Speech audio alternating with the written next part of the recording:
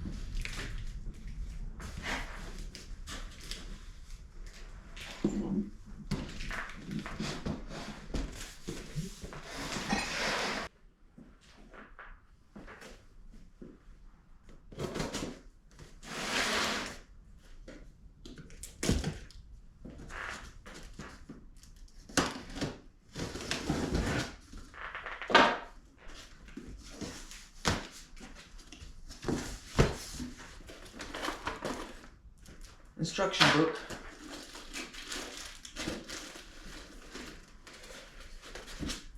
There's a bunch of bits and pieces in the styrofoam, so I'm just going to take it all out at once. Look at that in a minute. And there's the sander. Let's do it from the floor.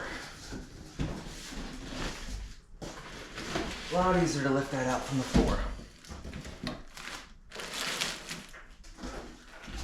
And that's it for the box. Nothing else.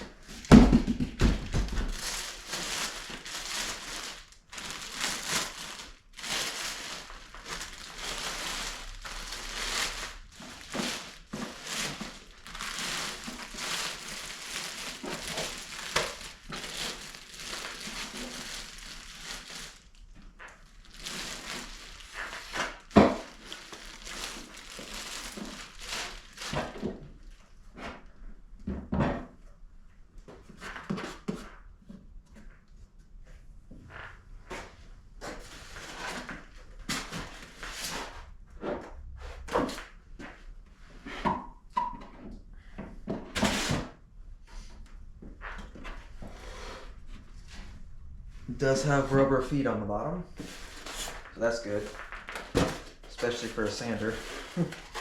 Definitely want that.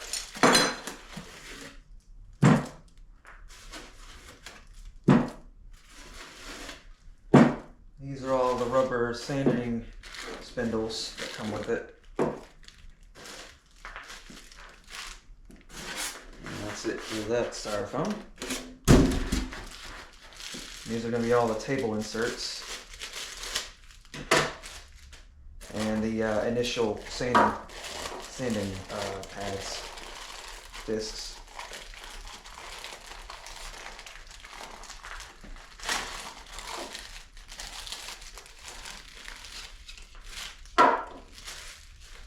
And some tools.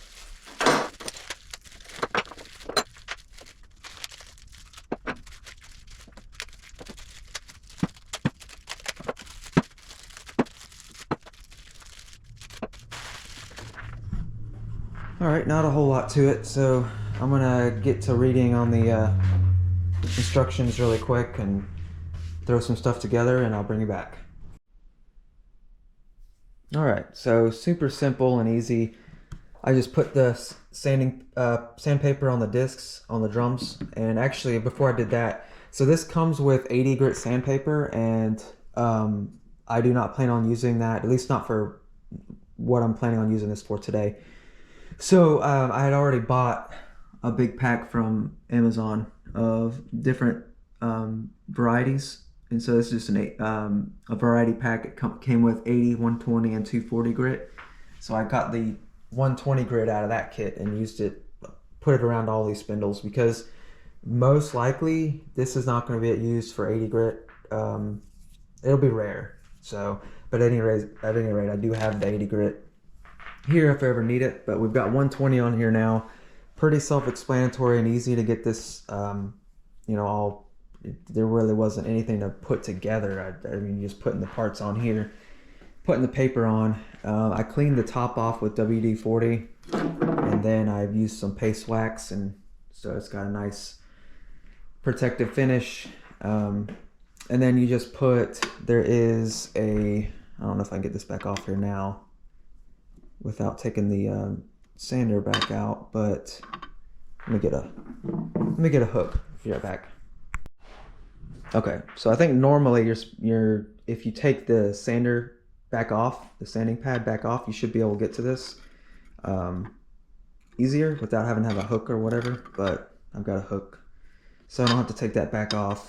And I just wanted to show you real quick, there's this plate that came with it as well down there, and so you put that underneath, and that's what they sit on, and of course you've got your plates here that hold the workpiece and your nut on top. And that's it. Like I said, real basic. I used my old crusty wrench just to tighten it down.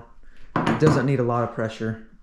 And that's it. I'm about to do some test runs. I've got this that I cut out earlier on the on my saw over there. So we're gonna see how well this does, and how hopefully it doesn't go too fast. Like, I don't want it to take off too much material all at once. So let's see how that goes.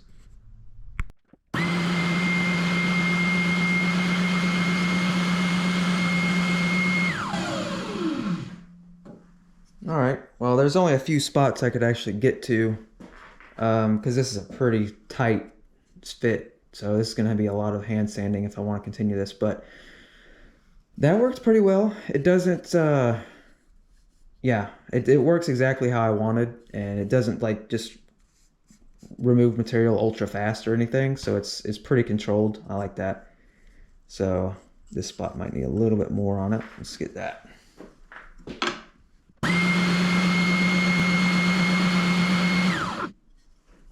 Yeah, I like that. That's some good. This is going to work out perfectly.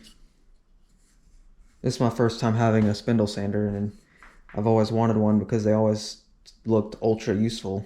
So it will be nice because I've got another workpiece, the actual workpiece. This was the cutout. So the actual workpiece that might be a little bit more useful for. Let me go grab that and I'll be back. All right, so this is the cutout piece. I cut this out on the scroll saw earlier, and so now I'm just gonna, let's see how well this will clean up on there.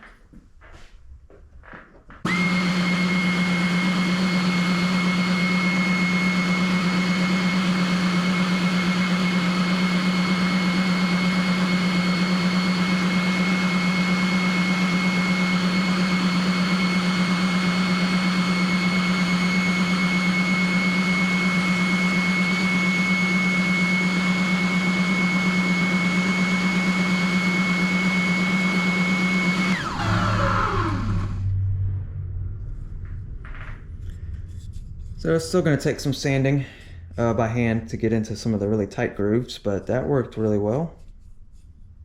This is almost, not that there were very many saw marks to begin with, but it's almost ready for finish. It just needs a little bit of cleanup, and then I'm going to hit the edges up as well with the Dremel. Kind of knock down that edge. It's a sharp edge. So, but yeah, that's yep, works exactly as intended, and it seems to be really nice. And yeah, so I think it'll be something that I'll get used quite a bit. I've got to find a place in the workshop for it, but it's not too big, so that's good. It's probably going to go over there on that table possibly. Not sure yet, but that's probably, it's like 80% sure where it's gonna go. At any rate,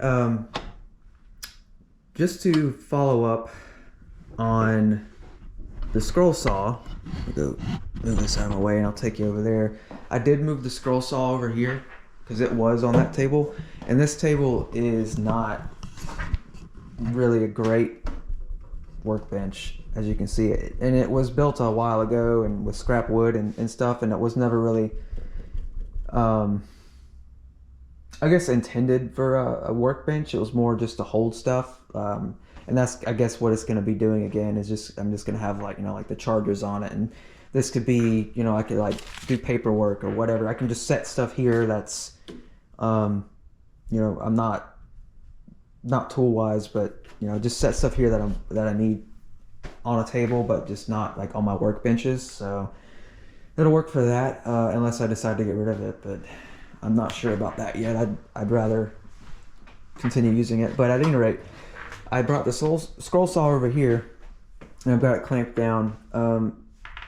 It works a lot better over here because on that table over there, it was ridiculous how shaky it was, and you can see that the table is not stable and at all, and even screwing it to the wall, it didn't really help it very much. This is a much bigger table, and it is a little wobbly, but it's, for this thing, it doesn't even move because of how much mass is on this table, how big this table is. It doesn't even move, and so having it clamped down here, it made it easier to scroll. And so the other thing too is you've got, every 8 hours of use, you've got to put oil in it. And so this is probably the setup that I'm going to have for a while, is just a clamp, because earlier I was just about ready to drill holes for bolts, and then I was like, well, wait, if I have to, because to apply the oil, you've got to set it on its side and then put the oil in and let it soak in for a couple minutes. So obviously every time I go to use this thing, because it's every 8 hours, so basically every time or every other time you use it, you'd have to unbolt it and to do the oil. And I'm like, I don't think I want to deal with that. That's a lot. So the clamp seems to be working pretty well, and so that may just be like the dedicated clamp for it. And or I do have some C clamps, and those would probably be more appropriate. I just didn't want to use my good C clamps. Those are too small. These would fit. So I may go buy another C clamp, and that would be more appropriate and work better for this. Anyways, but yeah, I wanted to follow up on that and just let you guys know that. And this is, you know, the scroll saw is what I used to cut that cat out with, so it worked pretty well. You know, getting used to the scroll saw, and it's just gonna take more practice and overall to learn it. One thing I've noticed, that this light is pretty much useless on this thing. I mean, not only is it not bright, that's like the biggest issue. It just kind of gets in the way. You know, if you have a workpiece here, it's just in the way. Same thing with this little shield. I just rather use eye protection instead of this thing. This thing is super annoying because it's not very stable, first of all. And I kind of noted that on my initial video with this. It's not easy to move up and down without, you got to tighten this and loosen this with an Allen wrench. And so it's kind of annoying to deal with just for that aspect alone. But if you've got it tightened or whatever, you've got it in place, this thing shakes like crazy, even if you got it super tight.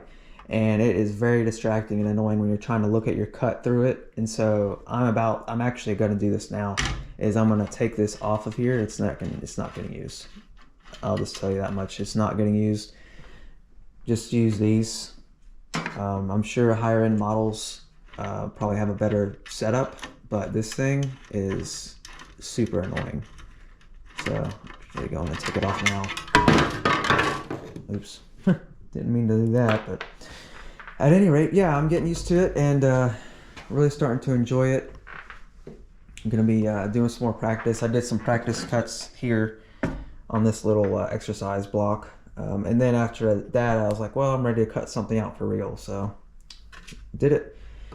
But yeah, this was a little bit of a sidetrack from the spindle sander, but for anyone still watching, Thank you for watching, and I will catch you on the next video. See you then.